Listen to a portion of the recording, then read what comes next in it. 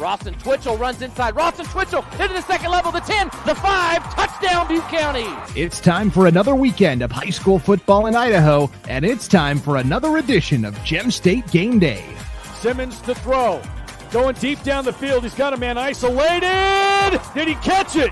He did. Yeah. In traffic. What a grab by Guy Wheeler. Before you head out tonight to cheer on your favorite team, get caught up on the latest news, notes, and previews from this weekend's Gridiron action. Here's the snap, and it's intercepted at the 10-yard line.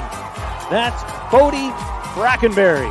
Jackalow sniffed it out. Gem State GameDay is brought to you by Valleywide Cooperative, Project Filter, and the Idaho Transportation Department. This one's going to go all the way, 70 yards, no flags, touchdown Valley View. Austin Belknap, 70 yards to the house. Buckle up, here we go. That's right. The Week 4 edition of Gem State GameDay is upon us here on IdahoSports.com. Welcome in, everybody. Brandon Baney, pleased to be joined by Logan Green. You know him from the Treasure Valley Prepcast on IdahoSports.com. Logan's no stranger here to Gem State GameDay, but I'd like to introduce for the first time Lance Taylor. Lance lives over in East Idaho. He is a broadcaster and a podcaster for us on IdahoSports.com. His show is called Yappin' Sports, where you've had some big time guests. Your very first guest ever was IHSAA Executive Director Chad Williams, Lance.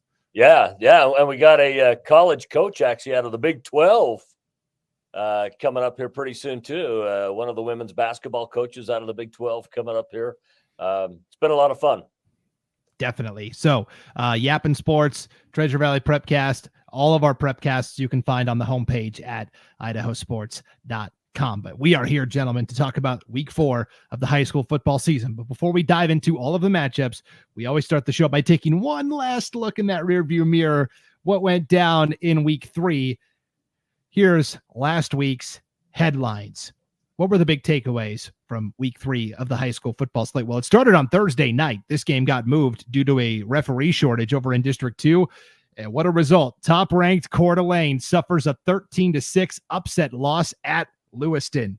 They're now in different classifications. 6A Coeur d'Alene, 5A Lewiston. Surely a shakeup in the polls will occur this week after that upset loss. How about this one? Idaho goes 3-1 at the first ever Northwest Showdown. This was hosted by Rocky Mountain High School. Rocky Mountain beat Chiawana, Washington 42-8. Rigby beat Moses Lake 47-12. Highland beat Summit, Oregon 28-19. The only team that lost was Eagle. They lost to Westland, Oregon. And Twin Falls, Hillcrest, and Butte County win decisive rivalry games. The Battle of the Bridge. Twin Falls beats Jerome in a lopsided affair. Hillcrest beats Bonneville in the Civil War, and Butte County and Cary, gentlemen, played in the first ever Crater Bowl. They played for a trophy that had a big crater from Craters of the Moon, because you go right by it as you drive from Cary to Arco. And so the rivalry games early in the season, and none of them particularly close. And so that's kind of just a quick snapshot of what happened last week. The final thing we'll touch down on is our Uncut Gem of the Week. This is just what was the most exciting football game from start to finish. Doesn't matter what the implications were. Doesn't matter if it was top-ranked teams or teams from the middle of the pack. And it was a game that we were fortunate enough to bring you on IdahoSports.com. Emmett at Burley. This was a fantastic non-conference showdown last week. Emmett was down 2 scores in the fourth quarter, rally back to win 42-35. Haas Davis catches the game-winning touchdown with just 33 seconds to play in regulation. He was our IdahoSports.com player of the game, presented by the Idaho Transportation Department. Logan, you saw Haas Davis do this for Emmett last year on the blue turf when Emmett beat Fruitland. Yeah, that's just an Emmett thing. They just seem to find a way to win games, right? That are just, maybe they're close, tight, comeback fashion. I've seen them do it a couple of times with my own eyes in person, coming back from big deficits or deficits they should not come out of based on the time on the clock.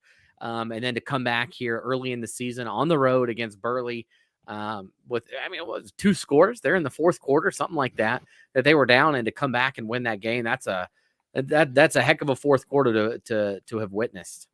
Yeah, there was about 9 minutes to go when they were down 35-28. They tie it up. They actually missed the extra point, so they're still down a point, 35-34. Then they get that last touchdown and the 2-point conversion to win 42-35. Lance, this is something we've seen with Burley over the past couple of years. Prolific offense. Mac Jensen is a fantastic quarterback. They've got a lot of toys and gadgets on offense. They have a hard time stopping the opponent, though. They do. Of course, last year they had one of the fastest runners in the entire nation, playing down there as well. Just to struggle. I don't know what it is, but you know what, Emmett? I've always felt that Emmett is that good team that a lot of people don't hear about. Emmett's just always kind of that good team, but kind of flies under the radar, most years. And you kind of go on. They remind me of that, those good basketball players that they're just so quiet and go under the radar, and all of a sudden you see their name at the end showing the stats, and they got 20 points, 10 rebounds, 3 assists, and you're like, I can't even remember them being on the floor. That's kind of what Emmett is like to me on football, is that you see all these victories and all of a sudden it's like, man, I just didn't realize what they were doing. And so certainly, what happened to Burley, they did it, it happened to the hands of Emmett, but Burley, they've got to figure out how to close games. Closing games is just a struggle for them. Yeah, it's something that they are continuing to work on for sure. And yeah, you're right. Emmett always seems to be in the mix. They're always a solid playoff team. And they have advanced into the quarterfinal round and even the semifinal round somewhat recently. It's a 5A heavy top of the show here. Oh, go ahead, Logan. Was it 2021 where they were in the state championship, or was that 2020 against Skyline? One of those years they made it all the way to the state championship game. So good pedigree recently for and their last year at 3A, what is now 4A, they won the state championship. That year did a good job, and in fact, they knocked a very good Sugar Salem team out that year in the semis. Yep. So Emmett is a team we're certainly keeping an eye on over there in that 5A Southern Idaho Conference. This is a 5A heavy top of the show, guys, because our first interview this week on Gem State Game Day also takes us to the 5A level. Hillcrest, after that incredible Civil War victory over the Bonneville Bees, it was the first game on Hillcrest's brand new field. They win going away 46-28. We caught up with one of the stars of that win and really one of the stars of the season so far for Hillcrest, senior wide receiver Jace Judy. We'll play that interview for you right now, and then we'll come back and break down the 5A schedule here in week 4 here on Gem State Game Day on IdahoSports.com. Welcome back to Gem State Game Day on IdahoSports.com. Brandon Baney joined by Hillcrest Knight Jace Judy. Jace, you first of all, thanks for joining us. We really appreciate it. Thank you. Coach Mossholder, Brendan Mossholder, your coach there at Hillcrest, sent me your stats through 2 games so far this year. And it's high impact for sure. 17 catches, 290 yards, 5 touchdowns already on offense. But that's not the whole story. Also on defense, a forced fumble and an interception. I mean, you are a playmaking machine. What do you prefer better, offense or defense? It kind of depends on the game. Like, if we're lined up against kind of a smaller team, I like to go butt heads a little bit on defense. But I've always been an offense guy, and I like getting yards and scoring touchdowns a little bit more, I would say. Yeah. It's always nice to be in the end zone on a touchdown for sure. So you guys, so you played a bigger opponent in Madison in your season opener, fell there, but you won the game that really counted, your conference opener against Bonneville last Friday night, 46-28. First of all, for because this is a statewide show, for fans that don't understand the Civil War and the rivalry that is between Hillcrest and Bonneville, kind of describe that for our audience. So basically, in our town, everyone used to go to Bonneville, like in the early 2000s, I would say. But like in 2000, Hillcrest, they made another high school. So then basically the one school split into 2. So that's kind of why we call it Civil War. And ever since then, it's just been the biggest game of the year. And it's just a rivalry that it's just fun.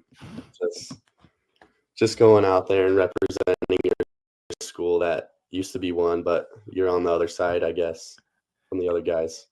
And it's always more fun when you get a win, certainly.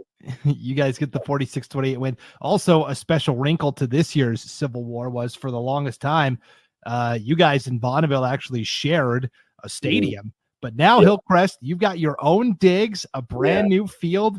How sweet is that new facility you've got there at Hillcrest? It's super nice. It's super nice to have it done our senior year and finally get a play on it, because it's been in the works for like three years now. So it's finally good to get out there, especially before I leave senior year. And it's just great for the next generation to come have a place to stay and not have to drive to Bonneville every Friday night. So it's fun having our own place. Your own home venue. It was the varsity debut last Friday against Bonneville, fittingly at this new facility. And for you guys as a team, you're coming into the season with high expectations. First of all, let's quickly peek back to last season. You were a big part of last year's team that got all the way to the championship game and fell to Bishop Kelly in just an absolute gut punch of a finish. First of all, how raw were those feelings? And then how quickly did you put those aside and begin preparing for the 2024 season? Oh, that was a rough game, I would say. Right. We battled super hard. Like, I don't think I have any regrets with that game. Like, we all played our best, but we just lost in such a bad way. But I wouldn't change anything about the game. I think we played really well. Just a little plays here and then, we could have won the game, but it was super disheartening not winning that game, because we focused on that game since the first week. Like, if you asked any of our seniors last year, they were like, yeah, we're going to state this year. And I was like as a little junior, like, it was only me and 4 other guys that were playing varsity as juniors, because we had like 33 seniors. So like, all the juniors were like, no way, we're going to state and like all that. But we made it to state and we made it to the championship. But it was just super tough losing that game. But after the game, I was like, okay, now that's over. We got to focus on the next season. And we got a bunch of talent coming up in our younger class, the juniors this year. And many people might say that we're not going to be as good, but I think we could just play as good as last year's team. So, yeah. Yeah, I think you guys have already shown it with what you did last Friday against Bonneville. So what are the goals that you and your teammates have set for yourselves and the program this year? Going undefeated in conference, that's a must. Like, we got to beat Skyline, we got to beat Shelley and Blackfoot and just all those teams around here. But I think the big goal is to make it to state again and win, because I think we have a chance this year again like we did last year, and we just got to capitalize on that. Yeah, go back and finish the job for sure. We'll be watching you as you guys progress through the season. This Friday you're at Thunder Ridge. That's a 6A program, so that's going to be a good test for you guys before you get back into 5A play and ultimately into the High Country Conference. So Jace Judy, keep up the good work and continue to be a great leader for all those younger guys for Hillcrest. It's really fun to watch the evolution and the maturation of your program. Sweet. Thank you. Absolutely. Jace Judy, two-way standout for the Hillcrest Knights here on Gem State GameDay. All right. Hey, that was Jace Judy. Lance, it's incredible to see the maturity and the poise he has as one of the few senior leaders who saw playing time last year. Well, and you look at what Hillcrest did last year. You guys talked about it a little bit in that interview, and some of the players that were lost, and to be able to step up and have a good team again this year, it just shows what those players learned, and also the leadership that they're bringing. He mentioned those juniors. That's a really talented group that's juniors this year, but they still have to learn how to play the varsity game, and he's leading them through and helping them do that process so that they can have a good team. I had a chance to sit in their stadium last night. I actually was watching my niece play soccer over there last night, and it is a really nice new stadium. Probably should have been a little bigger than it is. They got nice bucket seats for a lot of the middle section that fans have been able to buy season tickets for. It's a beautiful stadium. It's turf right there on Sunnyside Road. And they got the big net, so any field goals and stuff don't go out onto the road. But it's a beautiful setting, really beautiful setting. Yeah, Hillcrest is right off of Sunnyside there. They're one of the busiest roads in Ammon for sure. So, it was a lot of fun talking to Jace Judy. But guys, let's take a look at the 5A schedule of games here for week 4 of the high school football season. We've also started to include the standings, so you get an idea of where teams are at in the race now. Really, the Great Basin and High Country conferences, districts 4 and 6, are the only ones that have actually started conference play thus far. Everybody else will get going here, some starting this week.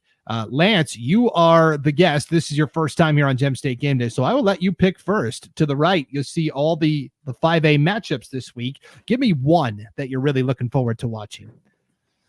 Well, as I look forward to it, and it's going to be a 5A 6A matchup, and I'm going to do a 5A 6A matchup in the 6A as well, just because I think it tells us where both teams are at. I think looking down at that Madison Skyline matchup, that's going to give us a little bit of where both teams are at. Madison has struggled the last several years, but I think they got a pretty good team this year.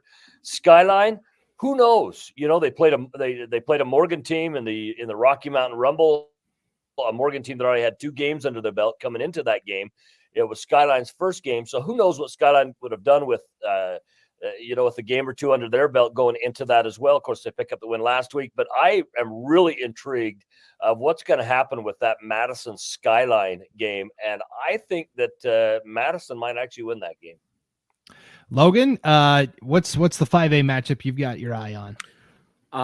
Brandon, I'm looking at there's two of them. Well, I'm just going to let's just do one. The Blackfoot and Pocatello game. Pocatello lost a lot of pieces, and I think a lot of people thought that, let's see what Pocatello is about. And they've been pretty good so far, including a win on the road over here in the Treasure Valley against Skyview a couple weeks ago. But a chance to go up against Blackfoot. I think this is a big game for both teams. I think Blackfoot looking to bounce back, looking to get back on their feet after the season they had last year. And Pocatello, I think this will help us gauge kind of where teams are at in conferences. I know they're in different, you know what I mean? District 5 versus District 6, but same conference this year. So we'll see maybe where this will lay out once everything's all said and done. Yeah, I think that's going to be a really fun matchup. We'll have that one for you on IdahoSports.com. The game I'm looking at, guys, is over in District 3, the Southern Idaho Conference. No, it's not Bishop Kelly and Rigby. I'll save that for Lance for the next one. But I'm looking at Nampa and Columbia. This is the conference opener for each of these teams. Columbia off to a nice 2-0 start. Columbia's been a program that I think has only made the postseason once in their history. They beat Century that year in the opening round. Alamar Alexander, who is now playing at College of Idaho, was a big key to Columbia's upset there. But Nampa is the team that I actually was higher on coming into the season. Now you look at Nampa, they're 1-2, but they played some tough teams out of the gate here. And so if Columbia's for real, this is their opportunity to start league play 1-0. And for Nampa, a program that is 6A numbers, but petitioned down to play 5A. I think for Nampa, this is what could jumpstart their run to what they hope is a top finish in the league. So that's the game that I'm keeping an eye on there in week 4 of the 5A slate. All right, guys, that is just one classification. When we come back here on Gem State Game Day, we'll look at the big bad 6A matchups. We'll also tackle what's going on in the 4A ranks. So stay tuned. More Gem State Game Day coming your way right after this on IdahoSports.com. Later.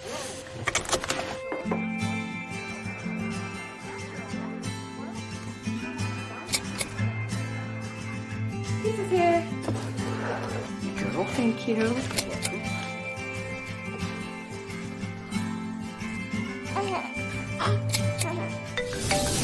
Hello? I was in an accident. Are you okay? Yeah, I'm fine. I had my seatbelt on. Welcome back to Gem State Game Day on IdahoSports.com, getting you ready for week 4 of the high school football season. Brandon Baney with Lance Taylor and Logan Green. Let's take a look at what's going on at the 6A ranks this week, gentlemen. Again, there's the league standings to your left. Nobody has actually played a conference game yet. The Southern Idaho Conference will begin their Foothills and River Division play next week. So for this week, we've got more cross-divisional games, but still some pretty good matchups. Logan, I'll let you go first on this one. What is the 6A matchup you're most excited to watch? Meridian, Owyhee. I think this should be a fun game between these two. Owyhee has just been climbing, right, ever since they started. Every other sport Owyhee has, they seem to have won a championship so far, and football wants to get in the mix there. They made the playoffs last year and looking to do a little bit more, and a chance to go up against Meridian. I think we're going to see it's a measuring stick game for an Owyhee, right, to see where you stand in the SIC, to see if you're ready to hang with the big boys.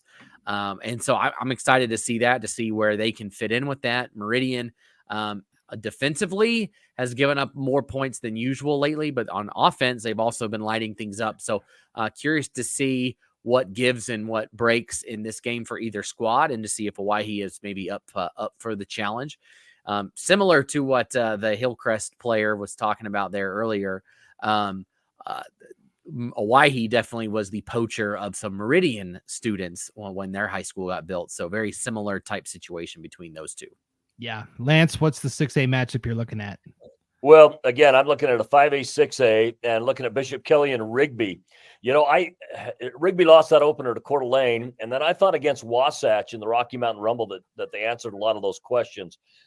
Well, Wasatch has turned out really not to be that great of a team down there in Utah, and so I'm back to having a few more questions. But I think Rigby. I still think Rigby's a very good team. I think that Bishop Kelly might get exposed in this game, but I'm curious to see how it works out. I think Rigby, when it comes to this game, I'm predicting a score of 32-17 on this game.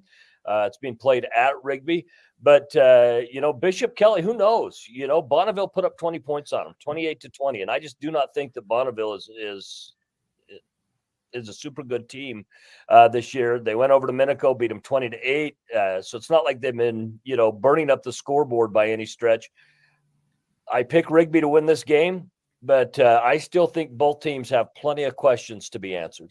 Yeah, that's kind of my theme. There's a lot of questions out there still. Highland is going to travel to Lake City. That's a Saturday 1 p.m. kickoff. That's a long road trip for Highland. That'll be a fun game. But the game I'm looking at, guys, is in that Southern Idaho Conference. Capital at Bora.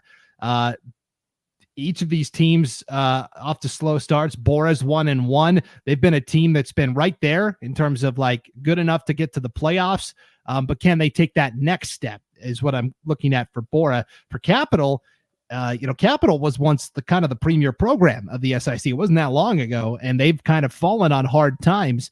But with Coach Haston in his second year there at Capital, yeah, they're 0-2, but they lost to Boise by 3 on a field goal with like 7 seconds left, and they only lost to Owyhee last week, 21-14. So my question is, okay, how much better is Capital than what we saw last year? We're going to find out a lot when they take on Bora on Friday night. So that's going to be a really fun 6A slate of games for sure. Let's talk about 4A. What's going on at the 4A level? Well, here's the standings. Here's the schedule. Again, in terms of conference play, nobody has actually started league play yet, but there are 1, 2, 3, 4, 5, 6, 7, 8, 9 undefeated teams in the classification thus far. That, of course, can't sustain through the course of the season, Lance. But what's the 4A team or game you're keeping an eye on? Well, I think, to be honest with you, that Kimberly is better than 1 and 2.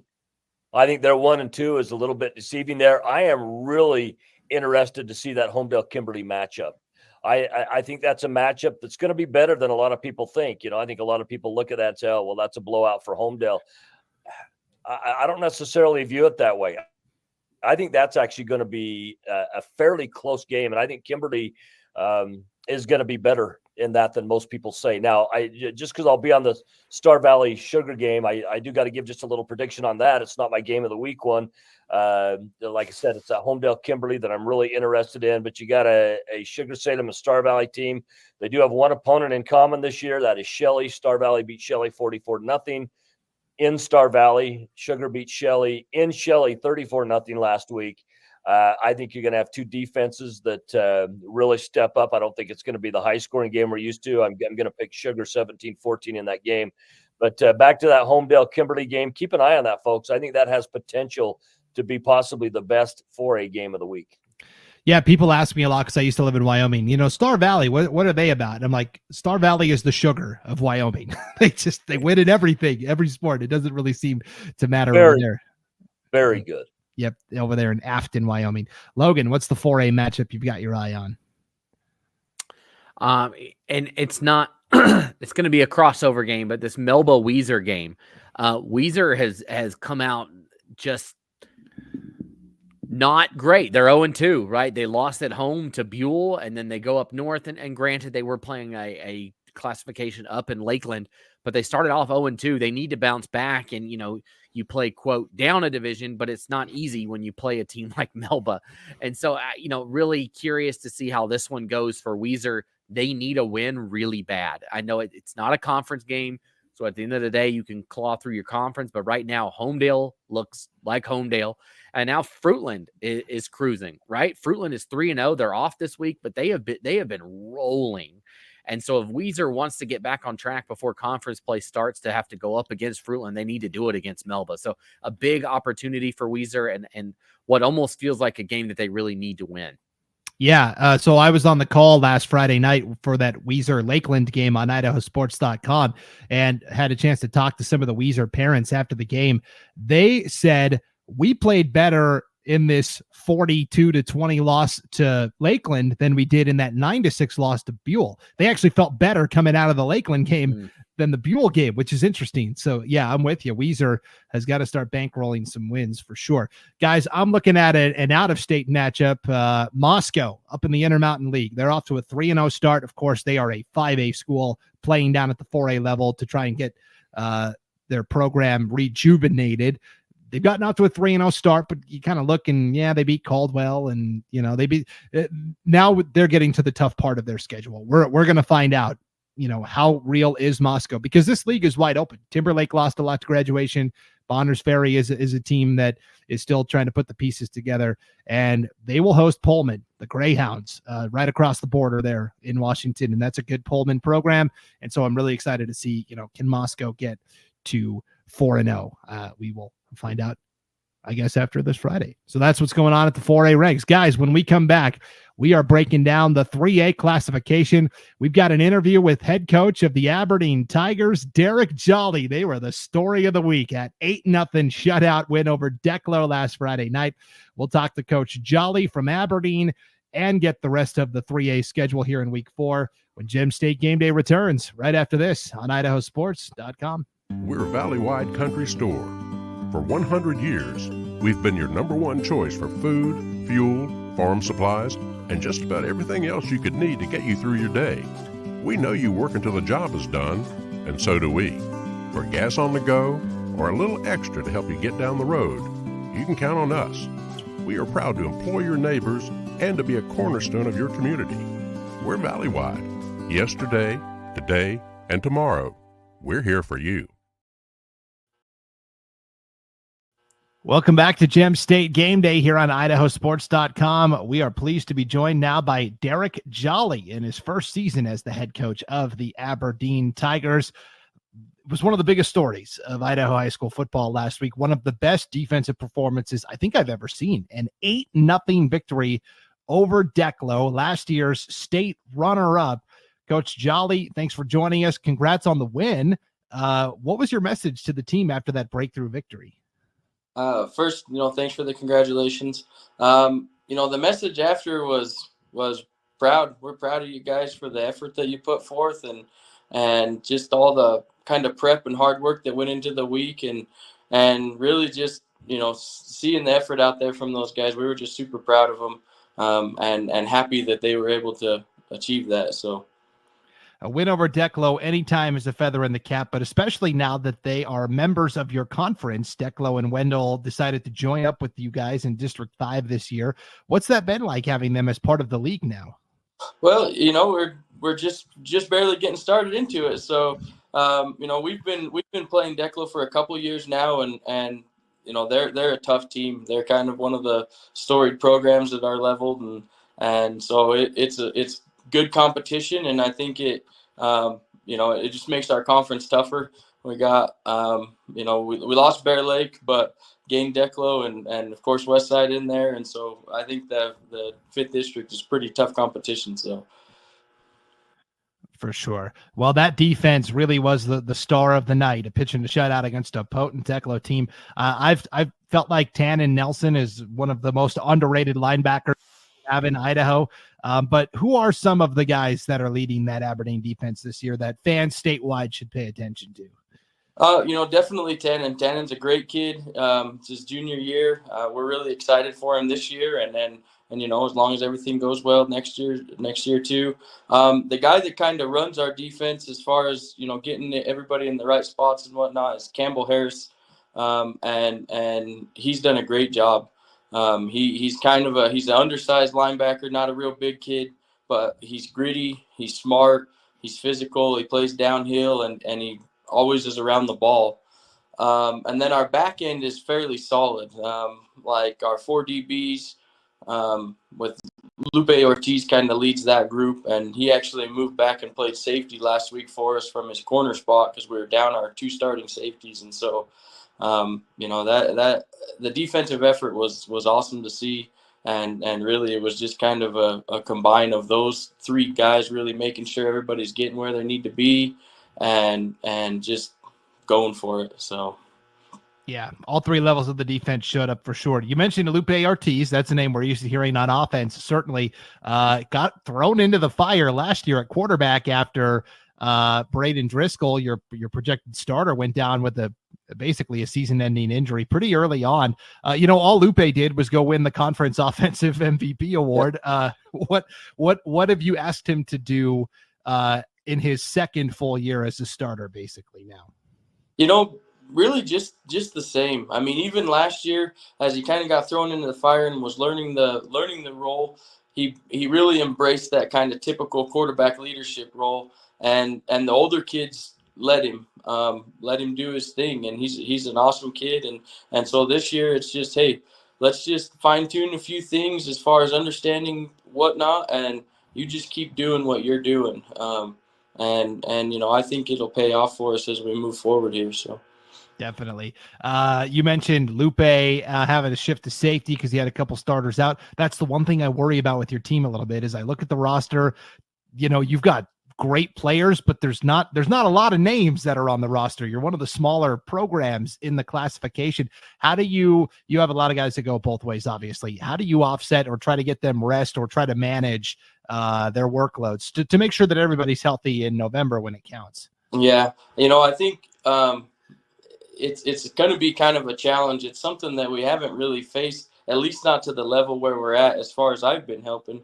And so practices, we're trying to take practices a little easier on the physical side of it and making sure we're ready. The good thing about the group is there's not a lot of them, but come Friday, they want to hit somebody. And so they're ready in that sense. So we're trying to back off on that and just trying to give them any kind of leeway where we can to make sure that we feel like we're ready for a Friday night, but not overexhausted, I guess. So I think last Friday when we looked at it, we had basically 14 kids played, and that was it. Offense, defense, special teams. So it was like I said, it was a heck of an effort from those guys. Yeah, it makes the win even more impressive. And now you get Wendell, the Trojans, the other team from District 4. How are you viewing this matchup with Wendell? Really the same is it's another game. I mean, we're just kind of trying to take one week at a time and treat each team as that, hey, this is the game we got to win to make sure we are shooting for our end goal, and it doesn't really matter who it is. We're just trying to treat them all the same and trying to take it 1 week at a time. Yeah, Aberdeen attempting to start 2-0 in conference play with a road game at Wendell, just part of what's going to be a great breakdown of statewide games at the 3A classification. Coach Derek Jolly, first-year head coach of the Aberdeen Tigers, thank you so much for joining us, and good luck. We're going to be everyone's going to be keeping an eye on you guys now after what you did last week against Declo. Well, thanks, Brandon. We appreciate it. Hopefully we can keep showing out.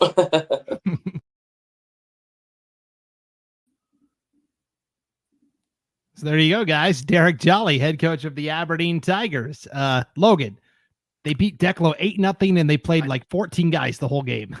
Yeah, that's crazy. It's one of those where I saw the score and I'm like, is this correct? Is this real? Because I think we all thought Declo was, at least I did. We've seen what they've done so far in the season.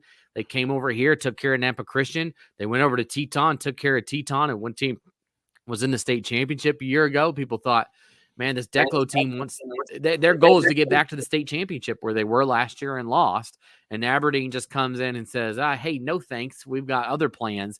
So that was a heck of a win to shut a team out and just with the score of 8-0. That is extremely impressive, and hats off to the entire Aberdeen football squad. But yeah, being able to do it with only a couple of guys swapping in and out to go all game long and still pitch the shutout. I don't think people can fully appreciate how difficult that is. A shutout's hard. It's even harder when your guys are doing two things at the, playing both sides and still getting the shutout done. It's incredible.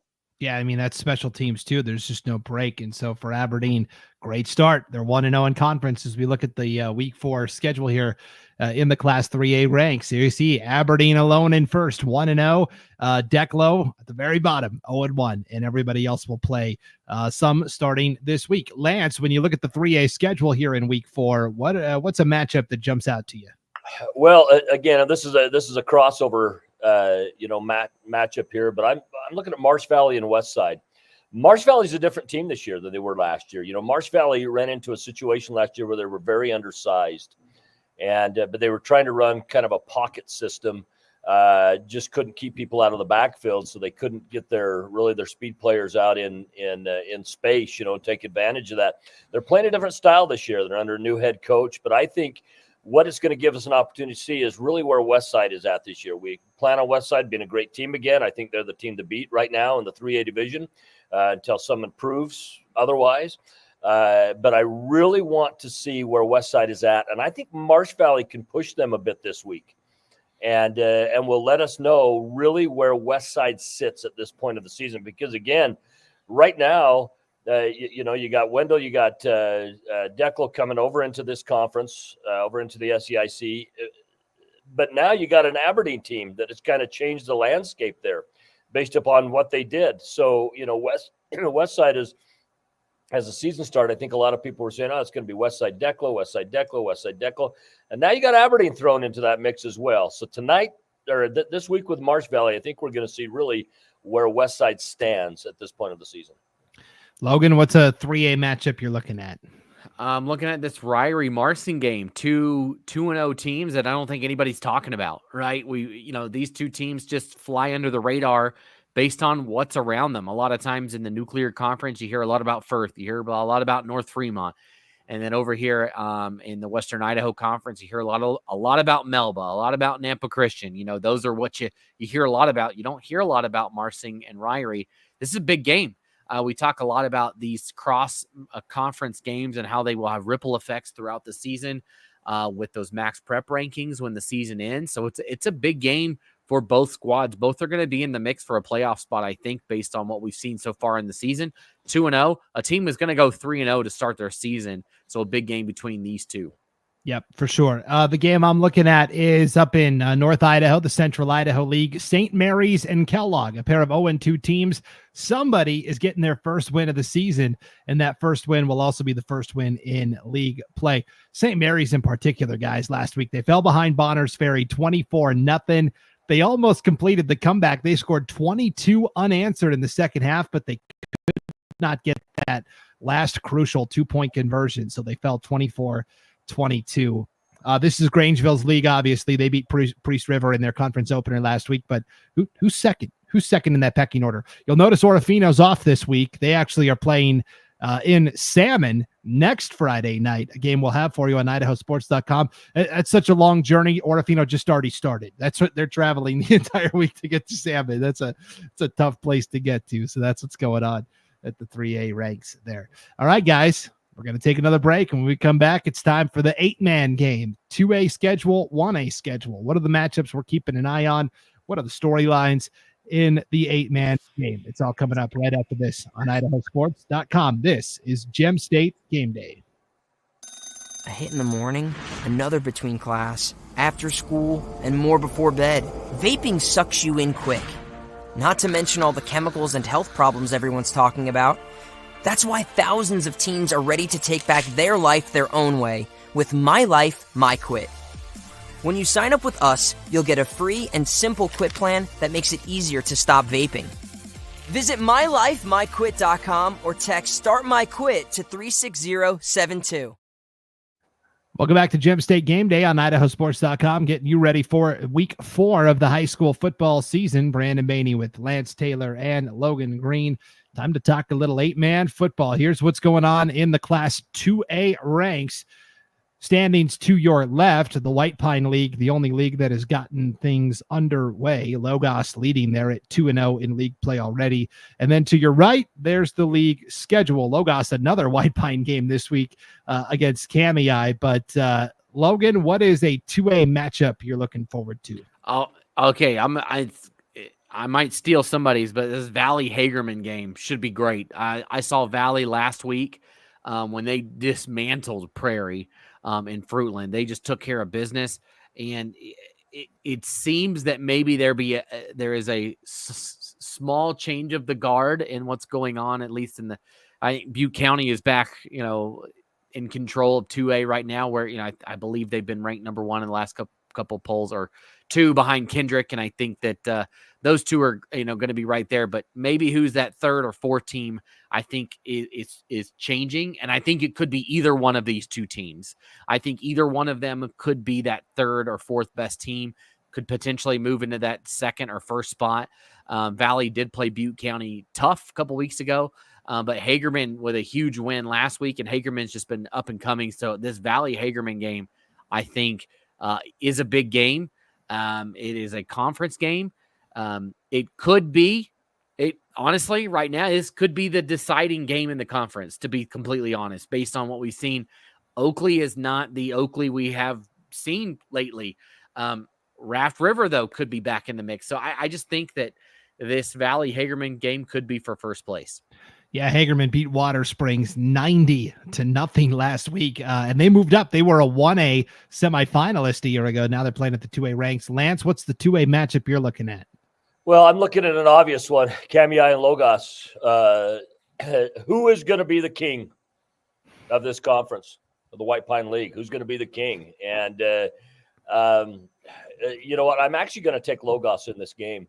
But I think this has the potential to be a game that comes down to whoever has the ball last will win this ball game. I think that's what we very well might see out of this. Yeah, you want star power. Each of the team's quarterbacks, Seamus Wilson for Logos, David Clute for Kamei. They've battled on the basketball court before, but this is the first time they're going head-to-head on the football field as opposing QBs. I think to answer your question, Lance, it might be Kendrick. They're kind of hanging out there at 1-0 in league play as well. Yeah, it very well could be as well. Yeah, I was a little surprised with how Lapway started this year. I thought Lapway would bring a little bit more to the table than they have. But I really like this Kamei Logos matchup. Kendrick, obviously, they're 2-0, 1-0 in conference play. But I don't know. I think this Kamei Logos matchup has the potential to be very, very good.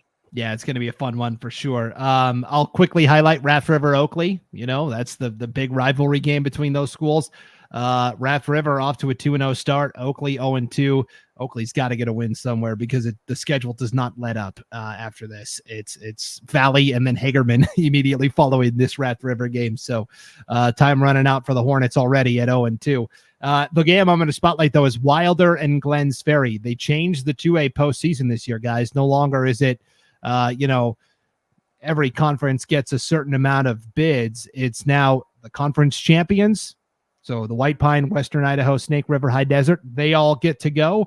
And then the remaining playoff spots are all determined via Max Prep's ranking. And so for Wilder, for Glens Ferry, teams that are trying to grab one of those at-large spots, this is a game you have to win. If you're Glens Ferry, you just went up and beat Clearwater Valley last Friday.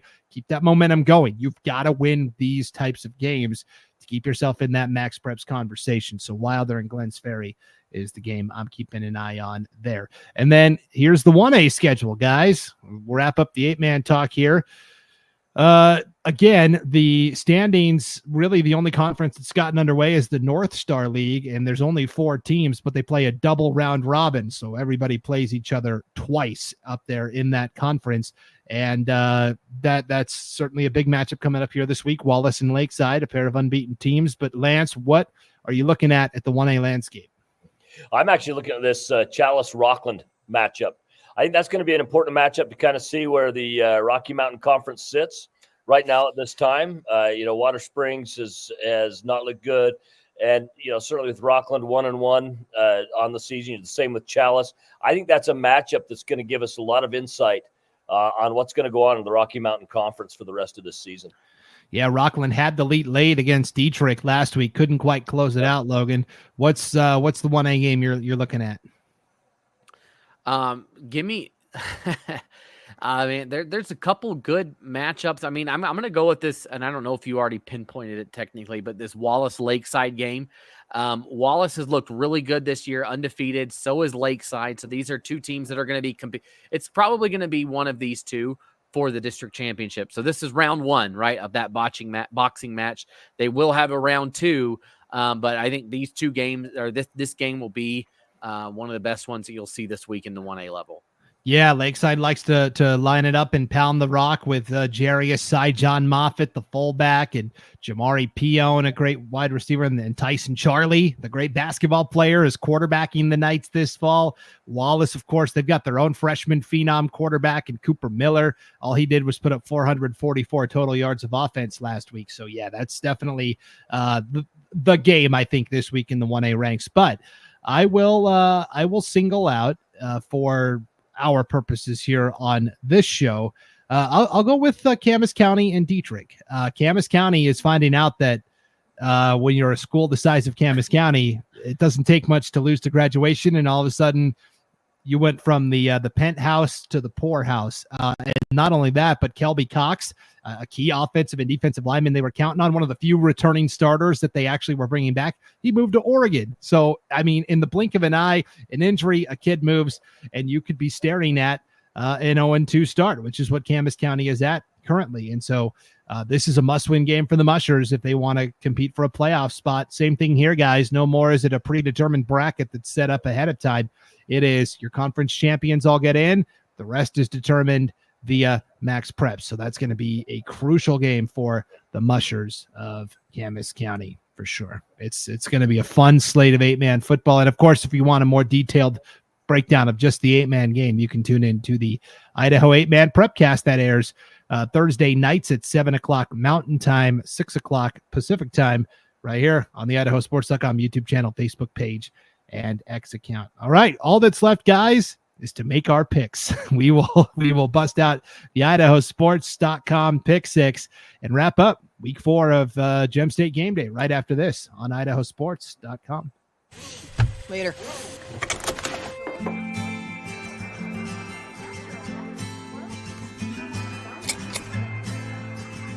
Pizza's here. Girl, thank you.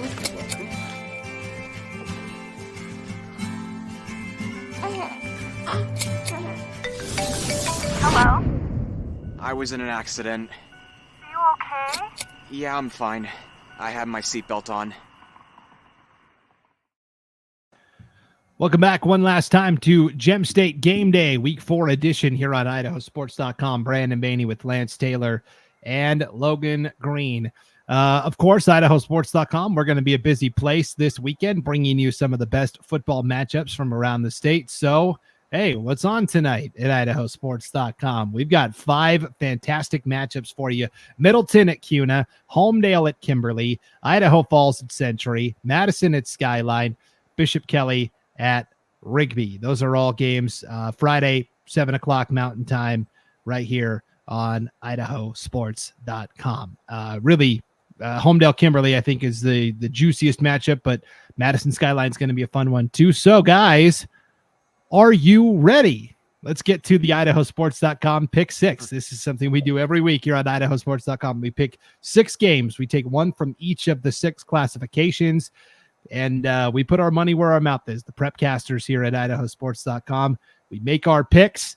Some go well. We need to make Lance a line on this next time. We need. To I know. You got to give me a line. I mean, the reason why you haven't is because I'll give all you guys a woodshed beating each week. That's By the true. way, that's how I do my picks. I got the Game of Life behind me, and I just spin that, and that's how we get our picks. Oh my gosh! Well, let's take a look. Sometimes it feels that way. Sometimes you feel you do just as good with that. Yes, no doubt. Well, here's a look at the season standings here. We've got a tie at the top. I had the lead. I lost it last week. Me and Scott Burton are tied. We're both 12-6. Logan and Ryan Skaggs are just a game back at 11-7. Sean Kane, 2 games back at 10-8. And there's Paul Kingsbury just fighting to get over 500 there. He's sitting at 8-10 so far with his picks on this season. Logan, it's just you and me on the show this week. So here are our picks. We both took Boise over Timberline. We both took Idaho Falls over Century. We both took Snake River over Bear Lake. We differed here in the 3A, 2A. You took Marcy, or I took Marcine to beat Ryrie. You took the Bulldogs. I took Logos to beat Kamei. You went with the Cubs. And then we both took Tri-Valley to beat Mackey. And you're wondering, hey, well, what did Scott pick? What did Ryan Skaggs pick? You will have to tune in to IdahoSports.com's social media. We always release the full lineup of picks after Gem State Game Day on Thursday on IdahoSports.com social media. So here's what I want, Lance. Lance, I want you to critique our picks. Go ahead and start with mine first, and then you can critique Logan's. Actually, for the most part, I agree with these, except for I think Ryrie is going to beat Marcine. Other than that, I do got to go with Logos. I think they're going to knock off Kamei. So I disagree with one pick of each of yours, and that's I think Ryrie will beat Marcine. I think Logos will beat Kamei.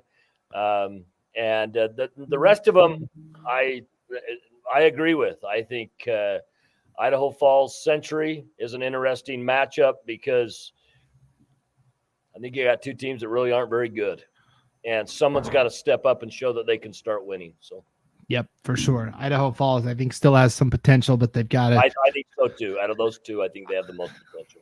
And I think whoever wins this Kamei Logos games finishes in second in the league. I think it's a big game for either one of them because it'll put them where it'll put them in a much better situation when those max preps come out, right? Seedings. Because I think Kendrick is probably going to win that conference. And then who's second? I mean, obviously it doesn't really matter if you're second. It just matters where you finish in max preps. But I don't see either one of those teams losing a lot of games after this. And so outside of Kendrick. So it's a huge game. And it's a tough choice. It could go either way. And I think whoever – go ahead, Lance. What's the biggest line on that game? What's the – the Vegas line? Yeah, I'll place a call and see what the line's sitting at. Yeah, I do. I'm not convinced that this league is just Kendrick's. Like they're gonna walk in and just own the. I'm the same way. I think whoever wins this game between Logos and Kamei at worst will finish second and could finish first, certainly. So it'll be a lot of fun, guys. There is a lot of action. And of course, if you want to see what's going on at IdahoSports.com, you can always click on the game streams tab on the homepage there. But that is the week 4 edition of Gem State Game Day. Lance Taylor, thanks for hopping on and doing this. Absolutely. Logan, as always, I know you're a very busy guy. We appreciate you giving up an hour of your time to do this.